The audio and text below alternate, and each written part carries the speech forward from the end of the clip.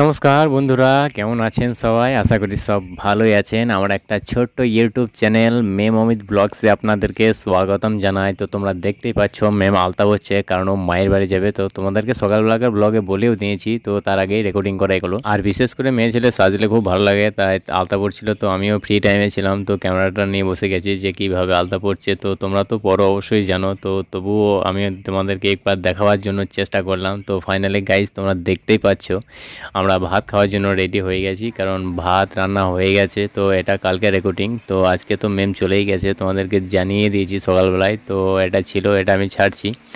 আর আজকে টোটন আসবে বলেছিল, জানি না আসবে কি না। তো আমি একাই আছি এখানে, তো আমাকে কিছু ভালো লাগছে না, কারণ মেম চলে গেলে পরে আমার সত্যি এখানে ভালো লাগে না একা।